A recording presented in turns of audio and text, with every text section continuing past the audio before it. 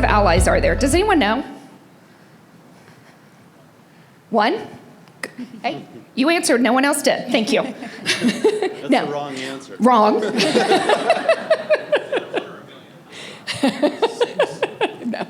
No shame. There's actually 7 types of allies. And I love this. Let me show you a quick book, because at Catalyst, we love a good book. So Better Allies, written by Karen Caitlin, is great. And she talks about the different types of allies. So I'm just going to kind of brush through them real quick, but I recommend you pick up her book, or even, she doesn't pay me for this, I don't even know her, but her website has a lot of really cool resources on allyship as well. So the first type of ally is the sponsor. And those are the allies that step up and say, they mention your name when you're not in the room. They support other colleagues that aren't in the room. They will say, what I learned from this person is this. They help you build credibility. And like I said, they say your name, which is really important. The next is the champion. The champion ally is one that is willing to step aside. It's that ally that looks at a panel and says, well, that's a great panel. Where's the diversity? Where's the diversity in thought? Where's the diversity in how the panel thinks and looks? And so that's really the champion, willing to step aside, ask direct questions, making sure that they are raising other people up. The amplifier, we heard about this in the Empowering Women panel, and I love this. The amplifier is the one that, instead of saying, oh, that's great, John, good answer, that person will say, no, actually, Marcia said it. Or, Marcia said that about 10 minutes ago. Did we not hear what Marcia said? So the amplifier makes sure that credit is given where it's due, and that all voices are being heard. The upstander. This is what when we think about allies, this is the most common ally that we think of.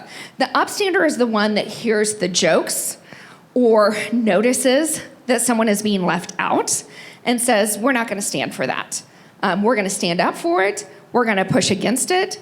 And this is the one that I think for a lot of people is really challenging, because as allies, if we do nothing when someone is being negative or excluding, we're actually not strong allies. We're not supporting. So we really need to make sure as upstanders that we're stepping up.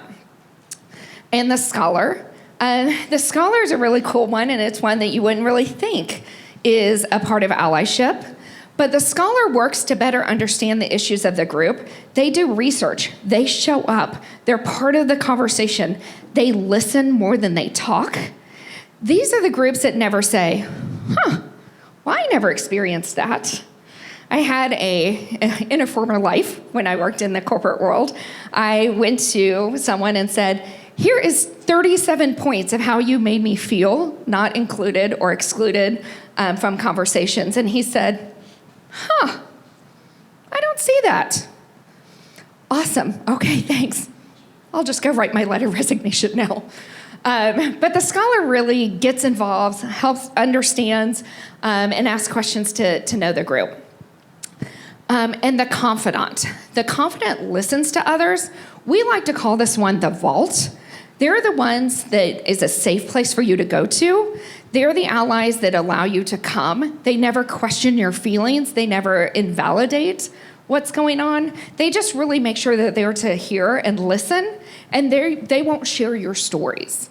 And that's really important, because so often in an environment, you share a story or something you're vulnerable about, and then other people are hearing bits and pieces of the story. So that confidant is really important.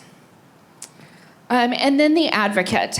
The advocate, I'm so impressed with Mortensen. I cannot say it enough. I mean, as we're talking to people, you all are so good about advocating, making sure that people are invited to meetings, that people are involved, that we're looking at invitation-only events and making sure, do we have diversity in the room? Do we have women's voices in the room? What are we doing? So that's the advocate. So with that, ignore that. We're not leaving. More importantly, we're going into a conversation. And so I'm so excited to lead this panel today. So I'm going to have you all introduce yourself, and then we're going to jump into some questions. So we'll start right at the end. Good morning. I am Bernetta Harris. I've been with Mortensen for 7 years this month. So yay me. Been in the industry itself for 11 years. I started with Mortensen in the estimating department in headquarters. Was with them for about 6 years, and then transitioned into our data center group as a design phase engineer. So, I've been rocking and rolling with them since October, and it's just been a really good transition and career shift. Speed-wise, it's crazy, but that's just the group. But it's been very enlightening. Hi, I'm Jimmy Ahern. I'm the field operations manager for the Power group. I've been with Mortensen going on 12, 13 years, somewhere in there. And I've actually participated in all of our E&I groups at one time or another, so yeah.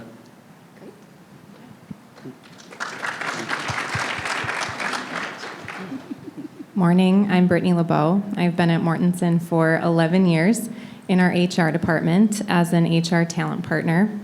And I have had the opportunity to be an HR talent partner for every single one of our renewable businesses, which brings lots of challenges, but also some very interesting experiences. Why'd you look at me when you said interesting experiences? I'm lucky enough to work with Jesse and Jimmy in those interesting experiences. Good morning, I'm Jesse Kemp. I'm our Director of Operations for Energy Storage and Solutions. I've been with Mortensen now just north of 14 years and had the honest privilege to be part of many of our different operating groups, either as on a project or working tangentially in some of our internal joint ventures, but have just a wonderful breadth of experience with different geographies, different groups, different backgrounds, and it's been really, really great experience. Great. Well, I appreciate you all being on the panel today. And as we were talking about this panel, we wanted to make sure that we had a mix of people that have shown up as allies, that have had allies in their corner. And so we really want to have a candid conversation in the short time we have. So I'm going to ask the whole panel this. I also love awkward silence, so you guys decide who goes first. When we think about allyship, what stands out most for you? I'll go first so that nobody steals my answer. What stands out as you were walking through all of the different forms of allyship is I just think of the word leader. And when you ask people in conversation, what are characteristics of a leader, a lot of times you hear, a strong voice, somebody who commands a room, and you don't always hear about the characteristics or the pieces that you walked through. And I think that when you think about good leadership, it's all of the things that we just walked through, and being a champion, an advocate, making sure that the quietest voice in the room is being heard, people are getting experiences, you're being thoughtful of the information you're sharing and who you're sharing it with. And so that is, for me, what I think of when I think of allyship. I can go next because she stole my answer. I'm just kidding. No, I think of it as leadership as well. And like she's saying, it's not about just being in a title. You're a leader regardless. So when, the 7 different items that she listed, I think about that as not just my career, but I think about that in my friendships, in my home. How am I advocating for somebody? How am I showing up and addressing topics and situations that I see? Because it all carries across the board. It's not just, you wanting to make that stance at work and make those changes, but sometimes it's personal and it's at home, and then that's how you build the courage to do it elsewhere along the way. So, yeah. I can add to that is when we think about allyship and leadership, I think about doing the right thing and going back to the lead blue principles and how do I do the right thing for every person that I interact with? So that's what stands out for me. Yeah, I think two things for me. The first is there's no shame, and in fact, I think it's important that everybody receives allyship throughout their career. And I think no matter what role you are, no matter what your experience is or your tenure is, I think you're always going to need allyship. And so to ask for that allyship is empowering. It's not shameful, it's there for you. And I think everybody in this organization is so great because they're supportive of that. I think the second thing, and I just want to address it because I think I fell into this trap early, is that it has nothing to do with role or title or trajectory. It has everything to do with you as an individual person. And I think there's this misconception that you need to be coached by positions higher than you and supported and advocated for by positions higher than you. And it's really not the case. I think you all should feel empowered to seek advice, seek advocacy, seek allyship from every level. And I would imagine some of the best leaders in the company seek advice, seek guidance from all different levels. And so if you think it has to be a supervisor, it has to be a leader, I would just kind of challenge you to actually open up your mindset a little bit more to think, what can everybody bring to my experience, my growth, et cetera? And so those are what sticks out to me. Yeah, I love all those answers, and it's so true. And we all do need allies at different types of allies at different points in our life, in our career. And Brittany, your point about making sure that we're amplifying voices, man, woman, doesn't matter. We won't even get into a whole introvert extrovert conversation because I could do that for like 18 days. But it's so true. We've got to make sure that we're pausing to make sure all voices are heard. So I love it. Okay, Brittany, here we go. Question for you. How important is it to the organization to have strong allies at Mortensen? Yeah, this is a good question. And I mean, my answer, it might seem kind of simple, but to me, it's extremely important to the organization. And even just in conversations that you have with individuals it doesn't matter what their role is, you hear about, the people that matter most to them and people that create a safe space and that point of belonging. And so I'm looking at Joffrey because I asked him about Mortensen's definition of allyship, and I have completely forgotten the definition of allyship as I sit and look at all of you. But as you think about diversity, equity, and inclusion, allyship is such a huge part of that because we need to know that we have people that are there for us, that are going to stand with us through the tough times, be there to speak for us if we're unable to speak. And so it is extremely critical to the organization that we have allyship and that each and every individual at Mortensen sees themselves as an ally and operates as an ally. Yeah, I appreciate that. And I love the stickers on the table. Ally is a verb. I also will argue it's a noun, but it's not a noun that you get to anoint on yourself. It's not something that you can walk around and be like, I'm an ally, look at me. But what it is when people give that title to you. It's a gift that you are showing up for them how they need, and therefore, for them, you're not just a verb in their life, you're a noun in their life. And I think that is really powerful as well.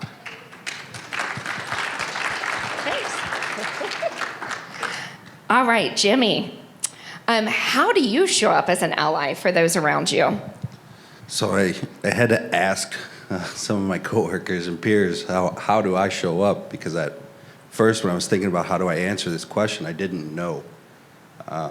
So as I was asking and talking with them, I think that through the discussion, I show up by trying to challenge everyone to learn new skills, to be put into positions that or tasks that they haven't done before. If that's in our field with our craft team members or our supervision, how do we put people in places so they can learn and build upon themselves? So I think it's really the advocate as we go through that, trying to advocate for them and challenge them, as well as try to build the best leaders we can. By doing that, I think that, you show up for them. You're thinking about each team member, thinking about what would what would be good for them, putting them first. So by doing that is how I think I show up as an ally. Yeah. So I won't go full left field here, but I'm just gonna take a little trip down that road with you. Because what I hear you say is, you show up for them how they need you to show up, as opposed to you walking in and, with the title and the, here I am to save the day, on the white knight on the horse. So how do you be vulnerable and, get to know what their needs are? I think that you have to spend time and actively care about each and every team member.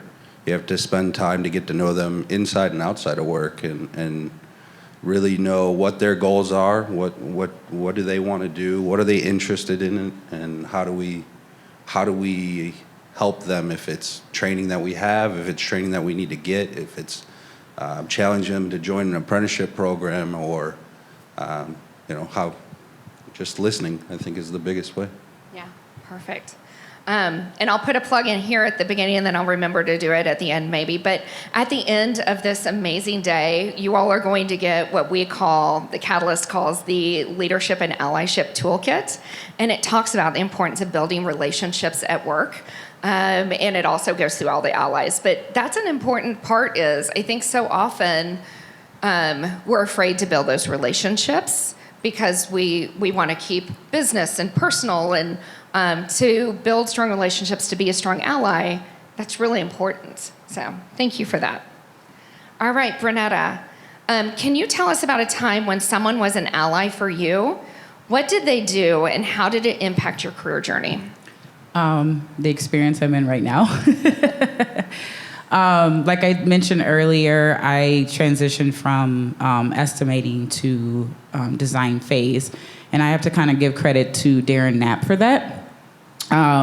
Just because we had talked probably about 4 years prior to making that transition about design phase. And he had, kind of brought it to me and said, hey, I think you would be good in this role. And I was just like, 2 years into Mortenson doing estimating. I came here for estimating, not anything, else or anything like that. So I just really wanted to learn what I needed to learn in this particular role that I had signed in with the company.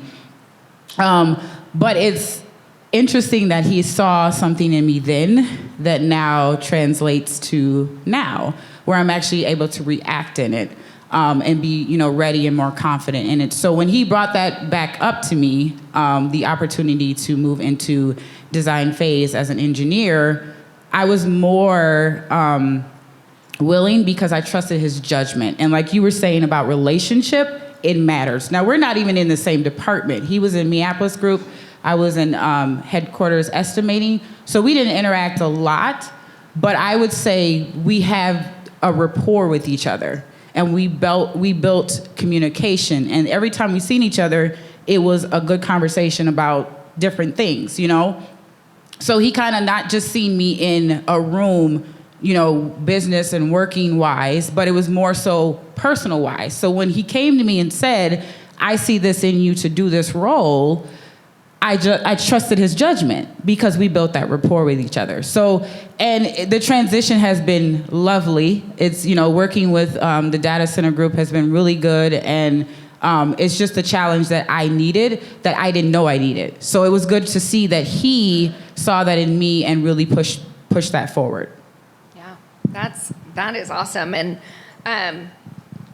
so how is he still supporting you, or how is that showing up for you?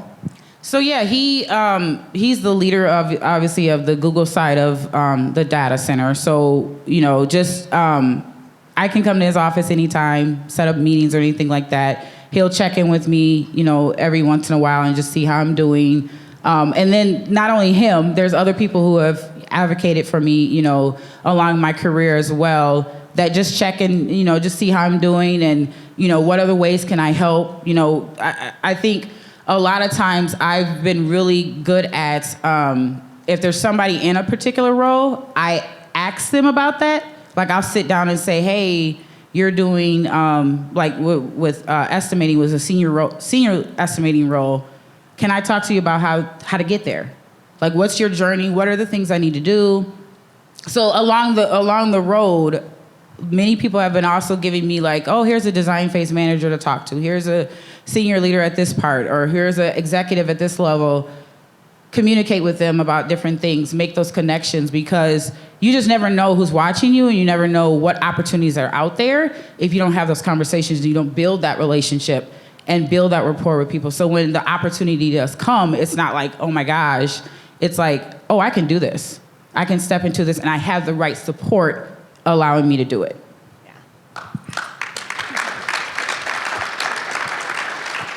Yeah, that is awesome. I love that. And what I love about that too is, to be a strong ally, it is about, looking around and how can we support and how we can pull people up and how we can be there.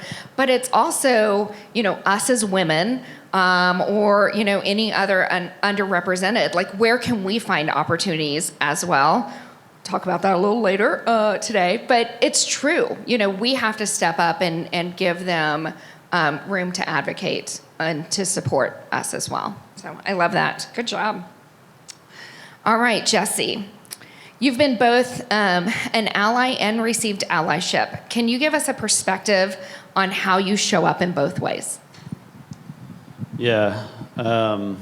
Since everybody else was able to speak from the heart, and since Andy Anderson says I have no heart, I wrote down a couple of thoughts. So starting with receiving, I think three things with receiving, and I'm going to just speak to the sponsorship part first and foremost, but I would say when you're receiving allyship, really try to have a growth mindset, and I think that can be extremely difficult because people are out there to stretch you, to improve you, to ask you to grow in sometimes unique ways, and taking stock and just that may feel uncomfortable. You may not see the overall vision of where your sponsor is going with that, but having faith in that, I would say, is incredibly important. So that's number one. Number two is listen, and don't just sit there and listen. Really listen. And I think that was 2A. 2B is listen and reflect. And when you're in the moment and you're receiving guidance, you're receiving advice, you're receiving support, you may not fully take in everything. And so there's a second part of that, and that's the reflection part that you really need to carve out intentional time for. Why were they saying what they were saying? Why were they thinking the way they were thinking? What could that mean for me? Like, really reflect on that. Write your thoughts down, or at least take some stock in why they were trying to help you and the way they were trying to help you. So that's number two.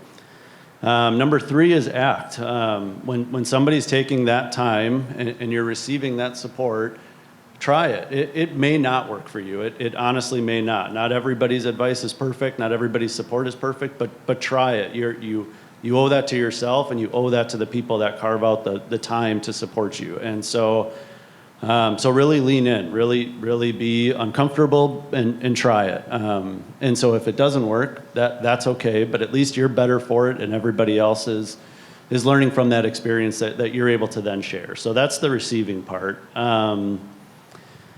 I'll transition quickly to the giving part. And as I was thinking about this, there was a shift in my career, and a time frame is a little bit unclear, but call it 7-8 years ago, when everybody remembers those CDD questions that were like, what empowers you? Is it the challenging work? Is it the money? Is it the flexibility? And everybody just put number one for everything, and it was, probably didn't get the credit it deserved.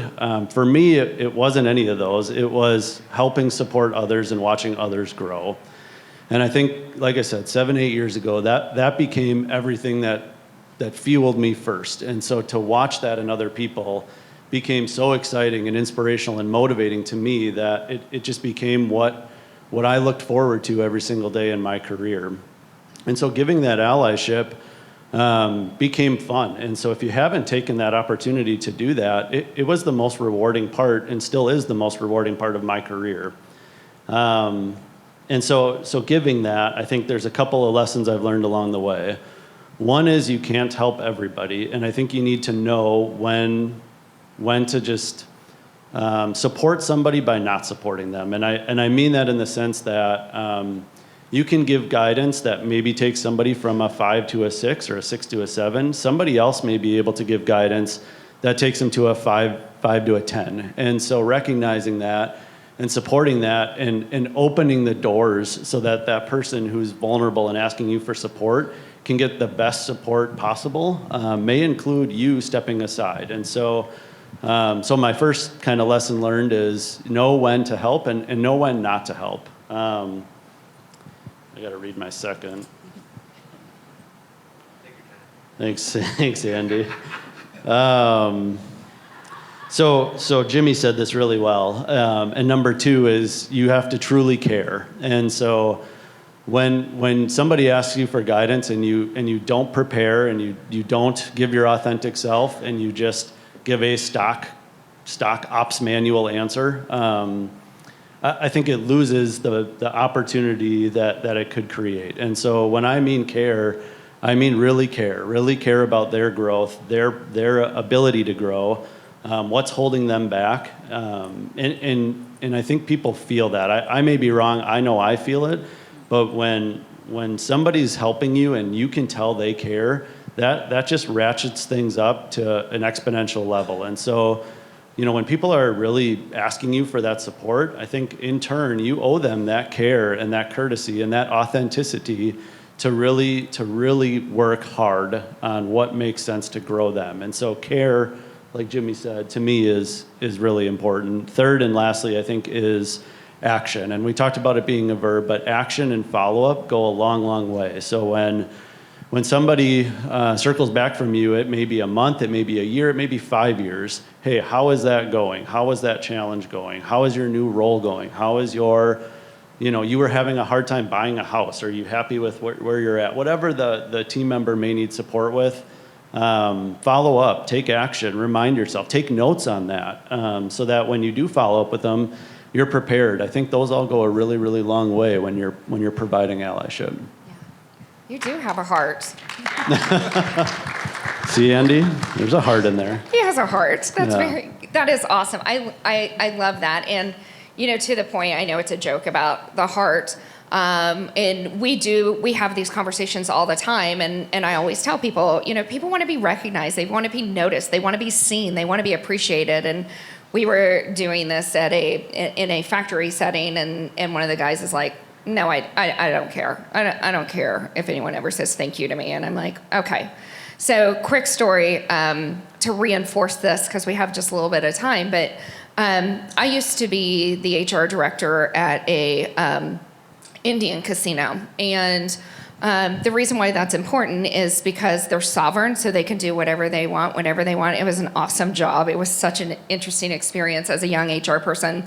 But our facilities guy would not take his cigarette out of his mouth when he was telling me where exactly to go and how to get there.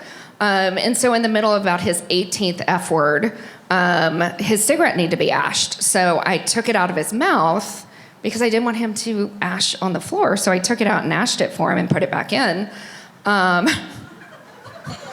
It went really well. He was really pleased. But later, I'm a big proponent of I see you. And so thank you notes and acknowledgement. And people make fun of me because it's like kindergarten. I'll send you a little certificate like, good job, way to show up. But he was one of those people where he would always say he didn't need it. And then what do you think was hanging up in his office, his trailer, was my little love notes. And so I would always tell everyone, like, no matter how tough you are, no matter who you think you are, you may just be missing that in your life. So I encourage you, as allies to show up, to show appreciation. I'm not calling you out, I promise. But it's true. And when we think about allyship, sometimes we don't want to be so soft. Go ahead, do it. Okay. There is an inside joke going on up here. I gotta know it. Right. Well, we have a new field ops manager who thinks he's the toughest person on the planet, and so my job, in addition to being a director of operations, is to often remind him how he's not that tough. You have a heart too. Can we just let's open this whole thing. We won't go into therapy, I promise. All right. So last question for the panel, and then we'll open it up. We have a little bit of time, so any questions that you all might have. So last question for the panel. What advice would you give to others on how to show up as an ally? I can start here. I think my advice would be is to read the situation. Truly spend some time and understand what each individual needs, because you can't just show up in one way. One way doesn't move the needle. It doesn't help everyone, because everyone needs different things at different times. So truly work on yourself to identify how you can show up and keep adding tools to your toolbox to use when they're needed. That would be my advice. I think that's great. And so I just wanted to build off of it and hit on a couple of things that we've talked about throughout the panel. But to Jimmy's point, I agree. It's not just a one size fits all on how to be an ally. It's, unique to every person. But in order to know how to be an ally, you have to know who's sitting across from you. And so the building relationships, I'm huge in building relationships. And I know that there's some out there that I've worked with in the past where folks just want to get right to business. And sometimes I'll say, well, let's just talk about what you did this weekend, or tell me about, what you're doing next week, or you're traveling. Tell me more about that. We'll get to the business part, but let's just get to know each other better so that we know, one, how to work together, and two, how can we support each other? So I think that that's a huge piece to your point then in how you can show up as an ally. It's just truly understanding and caring for the person that's sitting next to you. Yeah, I think building a strong relationship is such a good foundational element to any advice that we can give on allyship. I think prior to that, it's words, but after you form that relationship and after you form that connection, it's meaningful words, and I think that's a very fundamental difference. And so my kind of comments on advice are: be open, be curious, be authentic, and for me, and I think probably everybody, the power of your peer network and the power of the people that are going through the same things that you're going through is incredibly helpful as you manage conflict, as you grow in your career, as you face issues. And so I would encourage everybody to always expand your peer network, because I think that's been a huge opportunity for all of us. Yeah, I agree with all of them. And to add, I would say to be present. So I know they were talking about being attentive, building those relationships, making sure that you're there when somebody's talking to you and not like waiting to respond, but really just being there to listen and engage in that way. I'm huge on building relationships, networking, even if the extrovert introvert role and stuff. Sometimes you have to get out of that comfort zone and just go to a networking event, go to a party or event or something like that, and just be able to talk and engage with others.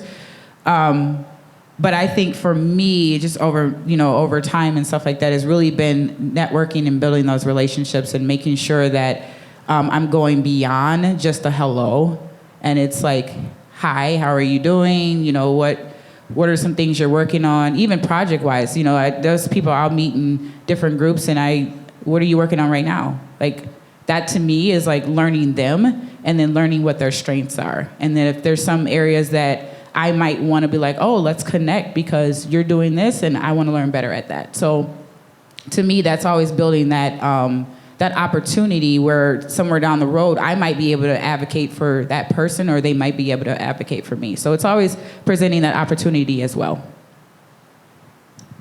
That is great. And I will say, too, another plug for the book, Better Allies. They have a whole chapter on men being allies for women. And I think that's really important that we don't gloss over that before we answer any of your questions. Because, and we heard this in the Empowering Women panel, I'm the only woman there, and they won't even look at me. They won't even look me in the eye. We have to acknowledge that. That happens. And so building that relationship, having those conversations, being comfortable, being uncomfortable, for the men in the room, asking permission. I would love to support you. Is this okay? Is this what you need? Don't assume that anyone needs anything from you. Check with them. So often, someone might say, hey, well, we should, really bring Cindy into this conversation. And Cindy's like, no, I don't want to be a part of that conversation. Don't bring me in. So don't assume everyone wants to be in every conversation. Don't assume that everyone is ready to have the conversation. And it's really important to, not all women have the same experiences. We're all different. And so to ask me to speak for every woman in the room, it doesn't work. And so to be able to say, hey, we need some diversity on the panel. Let's get one diverse person. Okay, now we're pitting all of the different groups against each other. Do we go to the people of color? Do we go to, the Asian group? Do we go to the women group? Minorities, we don't speak for everybody. We need to make sure all voices are heard. And that's really important as we're thinking about allyships. We can't just have one voice and think, oh, well, Katie's a woman, so she can talk about all women. So that's really important to think of. And then the other part that the book talks about really nicely is, so often, I'm not generalizing, I promise, but it's true, I've seen it through my career, we gravitate to people that are like us. And so we've got to make sure that we're looking around and we're not doing that, and that we're finding opportunities where everyone feels comfortable. I used to play golf when I was a kid. I started playing golf again because I was the only woman on an executive team, and every Tuesday at 1 o'clock, all the men left and left me in charge, and I'm like, wait, where are you going? Well, we're going to play golf. Okay, well, I golf too. I did not golf. But I learned how to because I didn't want to be left out, and it's important. So as we're thinking about men and as allies, are we doing activities that are unintentionally excluding the women because we're doing activities, and not all men like to golf either. So, okay, with that, yeah. Okay, we have about 4 minutes. Does anyone questions, thoughts? Did we miss anything? I know we didn't have a whole lot of time. So, in the very back.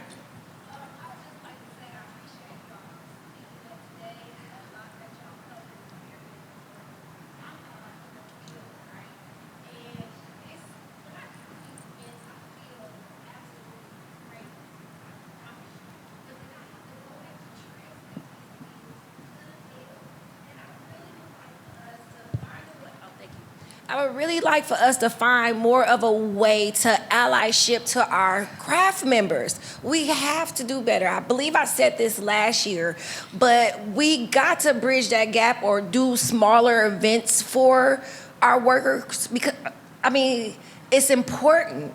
And when we make our craft members feel a part of the team, it just creates a better atmosphere.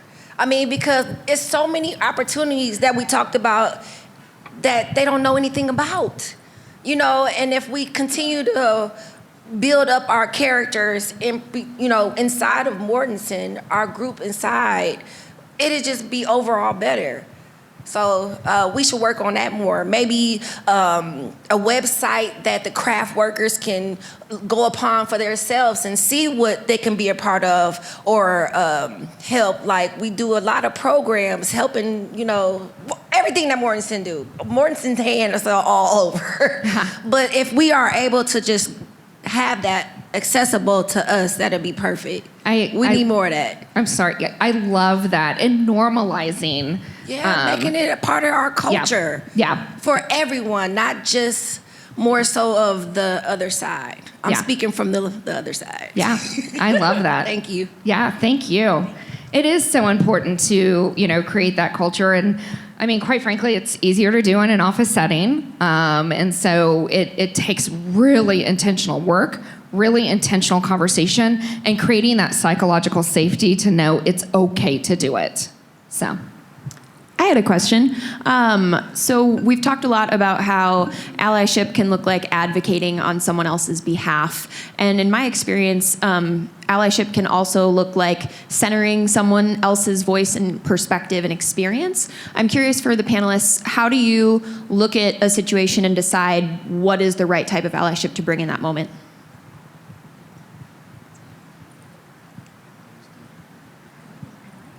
While they're thinking about it, I think an important part of that is asking, what do you need from me? How can I support you? How can I be there? I've seen you're struggling, or I heard your voice, or Jenna on my team, she's great at this. She'll send kind of a side note, whether it's a DM or a text or whatever, and say, let's talk about emotional intelligence. It appeared in this setting, this is, that you were dismissed or you weren't feeling confident, or how can I support you? Is that the right feeling? And they may be like, yes, thank goodness someone else saw it. Or they may also be like, nope, I'm totally fine. I just had a rough morning. I didn't get enough sleep last night. So checking in to know that. I think it's a great question, and I don't think there's a perfect answer. To me, it feels like the more you take time to get to know somebody, the more you can maybe hear a little bit behind the questions they're asking and get to know why they're asking those questions. So to me, it's almost the pre-work that's done to get to know people, to take time to understand them, to take time to understand their career, aspirations. And I think in doing that will prepare you for when they do ask questions to understand the meaning behind it. And I think without that, you're a little bit, maybe